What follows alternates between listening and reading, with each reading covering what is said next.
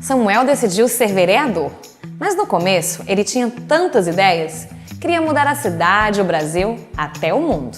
Mas espera aí, Samuel, uma coisa é uma coisa, outra coisa é outra coisa. Se você quer ser mesmo vereador, é preciso saber as reais possibilidades de ação no seu mandato antes das eleições. O primeiro passo é entender que não se pode fazer tudo. Cada um tem seu papel numa democracia. Ser vereador é ser um representante do poder legislativo no município. No Brasil, há uma divisão das funções do Estado em 3 poderes: o legislativo, o executivo e o judiciário. São poderes independentes e colaboram entre si para alcançar os interesses do povo. Em linhas gerais, o poder executivo é quem administra o Estado.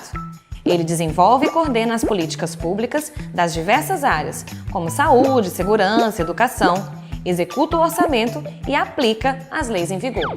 Já o legislativo é o poder responsável pela criação, alteração e revogação das leis que orientam as atividades do Estado e da sociedade, além de aprovar as leis orçamentárias e fiscalizar os atos do Poder Executivo. E o Poder Judiciário tem a função de julgar conflitos e demandas da sociedade de acordo com as mesmas leis. O Poder Judiciário busca garantir justiça quando provocado. Quer ver na prática? Imagine que o Poder Legislativo aprova uma lei garantindo a proteção do consumidor em vários aspectos, inclusive sobre o consumo de alimentos. Então, em seguida, o Executivo regulamenta a lei, definindo normas de produção e comercialização de alimentos, inclusive fiscalizando e aplicando multas. Mas se ainda assim acontecer de alguém comprar um alimento inapropriado para o consumo, esse consumidor pode provocar o judiciário para ter os seus direitos garantidos. Ou seja, é hora do judiciário aplicar a Lei de Proteção ao Consumidor, aprovada pelo Legislativo. Nessa divisão toda, começo a perceber que não dá mesmo para fazer de tudo. Isso mesmo, Samuel. Essa divisão é muito importante para que haja equilíbrio entre os poderes. É o famoso sistema de freios e contrapesos. É legal saber também que o Brasil é uma federação, em que o poder político é dividido em 3 níveis de governo: municipal, estadual e federal. A esfera federal, representada pela União, é responsável pelas medidas que afetam todo o nosso território, como grandes projetos de infraestrutura e assuntos econômicos.